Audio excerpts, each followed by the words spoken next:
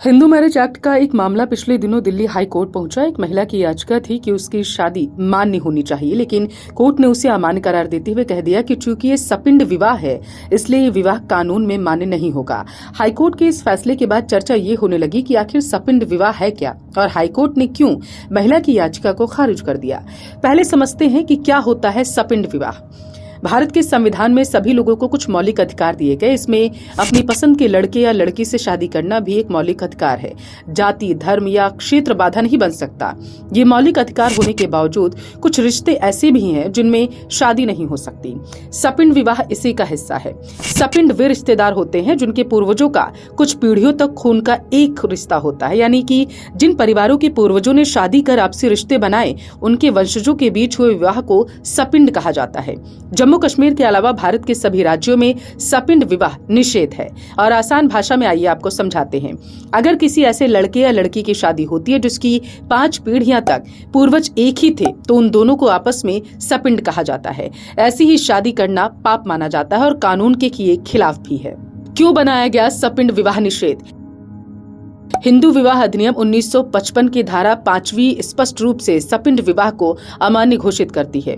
Hindu marriage act के अनुसार एक लड़का या लड़की अपनी मां की तरफ से 3 पीढ़ियों और पापा की तरफ से 5 पीढ़ियों तक के किसी रिश्तेदार से शादी नहीं कर सकते, यानी नाना परनाना, दादा परदादा और उनके भी दादा के किसी रिश्तेदार से शादी करने पर पाबंदी है। कानून की नजर में ऐसी शादी अवैध है।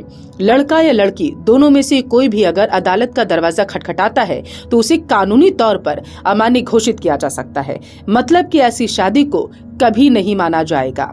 अब सवाल ये उठता है कि क्या इसमें किसी प्रकार की छूट मिल सकती है? तो जवाब है हाँ। अगर किसी खास समुदाय में अपने चाचा चाची या मामा मौसी के रिश्तेदारों में शादी करने का रिवाज है तो उन्हें कानूनन उस शादी की इजाजत दी जा सकती है। हिंदू मैरिज एक्ट की धारा 3A में रिवाज का जिक्र किया गया। कुछ शर्तों के साथ नियम में छूट मिल सकती है। कानून के अनुसार अगर किसी हिंदू समुदाय में लंबे समय से पीढ़ियों से लगातार बिना रुके सपिंड विवाह का रिवाज चल रहा है तो उन्हें इसका अधिकार मिलता है।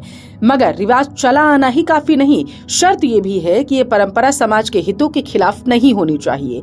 इस पर परिवार, क्षेत्र या कबीले में किसी तरह का विवाद नहीं होना चाहिए और ये परंपरा आज भी मान्य होनी चाहिए। अगर इन सभी शर्तों को पूरा किया जाता है तो कानूनी तौर पर सपिंड विवाह को मान्यता दी जा सकती है। भारत में हिंदुओं में शादियों की अलग अलग तरह की परंपराएं होती हैं। जाति और क्षेत्र के अनुसार परंपराएं अलग हो जाती हैं। कुछ समुदायों में ऐसे भी हैं जहां संबंधी विवाह सदियों से चले आ रहे प्रथा है। दक्षिण भारत में अपने किसी रिश्तेदार से शादी करने का चलन आजकल काफी ट्रेंड में है। तमिलनाडु, कर्नाटक, आंध्र प्रदेश और केरल के कई समुदायों में चचेरे ममेरे भाई बहनों के बीच विवाह को शुभ माना जाता है।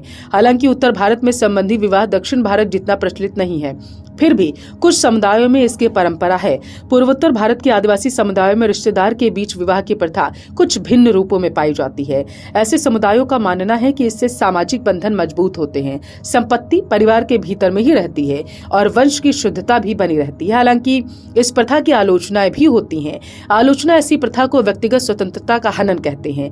नेशनल फैमिली हेल्थ सर्वे की रिपोर्ट की माने तो दक्षिण भारत के हिंदू और बौद्ध समुदाय में पिछले कुछ सालों में चचेरे ममेरे भाई बहनों से शादी का रिवाज बढ़ा है। इस रिपोर्ट के अनुसार जहां पूरे भारत में परिवार के अंदर कजिन या दूसरे ब्लड रिलेशन में शादी के आंकड़े लगभग 11% हैं, तो पूरे देश में रिश्तेदारों में ही शादी का आंकड़ा लगभग 11% है।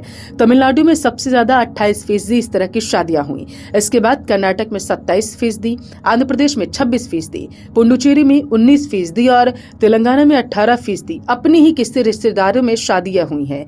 केरल में यह आंकड़ा सिर्फ 4.4% है। क्या आपको सपिंड विवाह के बारे में पहले से पता था? अगर नहीं तो कमेंट करके बताएं कि आपको हिंदू धर्म में होने वाले कितने तरह के विवाह के बारे में पता है। साथ ही वीडियो को लाइक और शेयर करना बिल्कुल न भूलें।